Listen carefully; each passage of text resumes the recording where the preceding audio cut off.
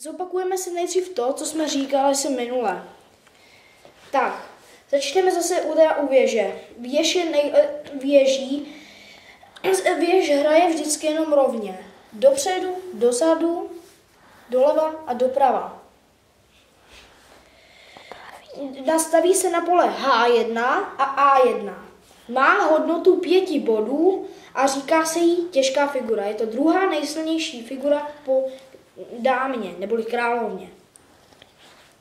Dále tu máme tady ještě střelce. Ten se pohybuje šikmo, kamkoliv, jako věž. Staví se na pole F1 a C1. U černého se staví na pole F8 a C8 a u věží se staví na H8 a A8. Střelec má hodnotu 3 bodů. Je to lehká figura, třetí nejsilnější s jezdcem na šachovnici. Potom, jak už jsme si dneska si budeme probírat, je tu jezdec. Je to taková záludná figurka. S tím, jak hraje, pohybuje se vždy jenom do L a může přeskakovat figurky. Pohybuje se v podstatě doleva, 1, 2, 3 nahoru, doprava, 1, 2, 3 nahoru, doleva, 1, 2, 3 dolů, doleva, 1, 2, 3, doprava, 1, 2, 3 dolů, doprava, 1, 2, 3, doleva, 1, 2, 3, prostě jak chcete. Střelec ani věž nemůžou přeskakovat figurky. Příklad. Věže nemůže přeskočit figurku. Příklad jezdce může přeskočit figurku.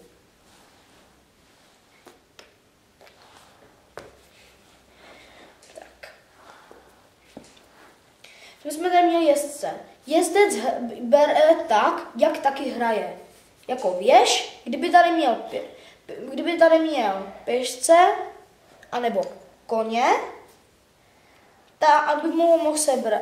V podstatě, jak hraje, tak taky bere. Bílý jezdce se postaví na pole G1 a B1. Černý na B8 a G8. Teď, poslední, co si dneska řekneme, tu máme pěšce. Pěšec má 3 zvláštnosti. První, to, jak bere. Vždycky začíná na druhé řadě. Šachovnice má celkem 8 řad, neboli řádků a i sloupů. Začíná na druhém řádku. Vždycky, když na tom, kde začíná, ve svém základním postavení, se může posunout o 2 anebo o 1 pole. Potom se už posouvá jenom o 1 pole. To je první. Druhá je to, že když dojde na poslední místo na šachovnici, už je jako je, to je třetí, už jsme si říkali braní, říkali jsme si postup o 2, tak se vždycky postaví na posledním místě, kam dojde, kam v podstatě do ťapka, se může postavit dámu, věž, koně, střelce a věž, dámu, ale jenom ne krále, ani pěšce. V podstatě, kdyby tam byl celou dobu věž, anebo dáma, co si prostě postaví.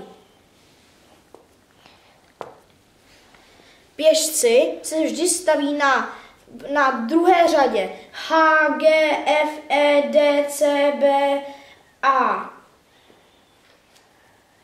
Černý na 7. řadě, neboli na své druhé ze své strany. H, G, F, E, D, C, B, A.